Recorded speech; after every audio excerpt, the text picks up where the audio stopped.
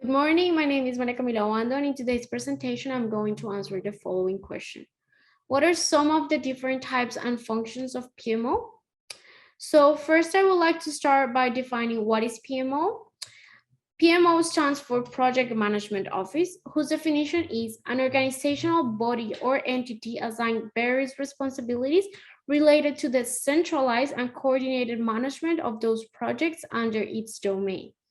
The responsibilities of the PMO can range from providing project management support functions to actually being responsible for the direct management of a project, which in a few words mean aligning all the projects of the company so that they are directed to meet the objectives of the organization. But now, why is PMO important for the organization? The main reason to implement a PMO into an organization is to improve project management as a whole and to standardize business processes. By implementing PMO in an organization, it is expected to be able to achieve the following objectives. First, to implement a common methodology. Second, to standardize terminology. Third, to introduce an effective, repeatable project management process. And fourth, to provide common supporting tools to the organization members. And last but not least, the main objective of implementing PMO is to improve the levels of project success within the organization. Now, as all the organizations are different, there is not a standardized methodology of implementation of the PMO. This time, I would like to explain the following: the types of PMO by the Project Management Institute and the types of PMO by Gartner. Based on the degree of control and influence they have on projects, there are three different types of PMO that have been identified by PMI: supporting PMO, controlling PMO, and directing PMO. Choosing the right one will depend on the level of control required by the organization according to its characteristics and needs. So, in the first place, we can find the supporting PMO.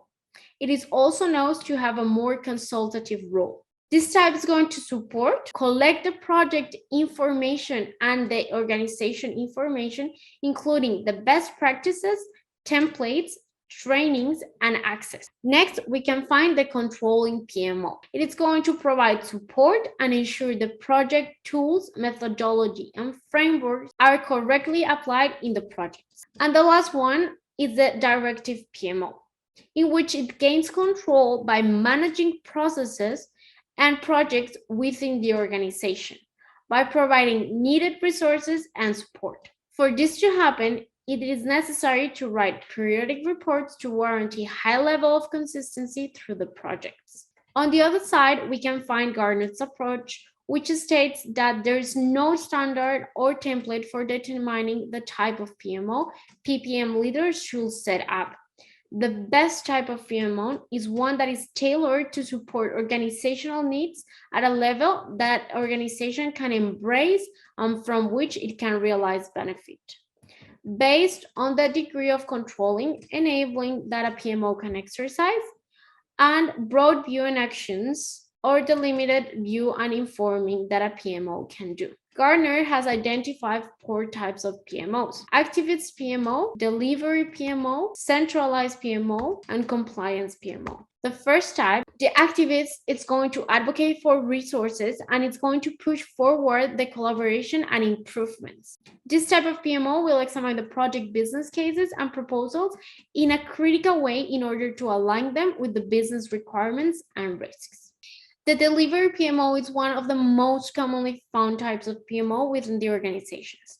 According to Gartner, it represents about 40 and 60% of PMO, controlling and planning the execution of the project in order to meet the business requirements.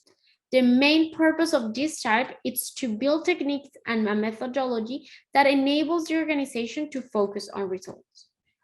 The third one, which is the centralized PMO, it's mostly apply when the project portfolio management maturity level of an organization is low, or where the organization is highly distributed and needs to cater for a high variation in maturity levels. A centralized PMO structure is commonly found. But then when the project portfolio management maturity level of an organization is low, or when the organization is highly distributed and needs to cater for a high variation in maturity levels, A centralized PMO structure is commonly found. Usually, it is implemented in organizations where there is a high dependency on a few individuals. The centralized PMO usually hires new employees to reduce the dependency, speed up, and ensure the project works is done in the organization. But now, according to Gardner, the compliance PMO is a suitable structure for organization where project management documentation, processes, procedures, and methodologies are lacking or inconsistent. The main purpose of establishing a compliance PMO is to introduce standard practices that measure the project performance. It is common to find them where project maturity levels are low and a PMO is being established for the first time, or when an organization is in a highly regulated industry and needs to follow a strict protocol.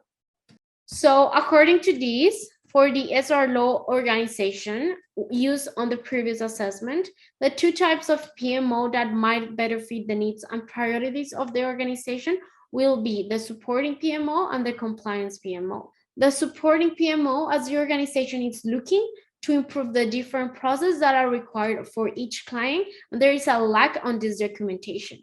And the compliance PMO, because there is not a stated methodology for each process, which has caused many errors to be made with economic repercussions. Also, it is the first time PMO will be implemented in the organization, and the organization is in a highly regulated industry. To sum up, these are the conclusions for this topic. Having a project management office is crucial for the organization. It will ensure the project runs smoothly as possible by increasing the improvement in the process. After reviewing the two different approaches and type of PMO, we can state that there is no right or wrong structure. The PMO is a resource to support the organization, and the best type will be specific to the organization, the history, and the culture of the existing processes. The most important thing to look for when establishing a PMO is first to understand what are the needs and priorities of the organization and the stakeholders. This will determine which type you need to establish in order to have an effective project office. And above all, what is important to remember is that collaboration and integration are the most important factors. It is important to also understand that change is a process rather than an event. Thank you very much.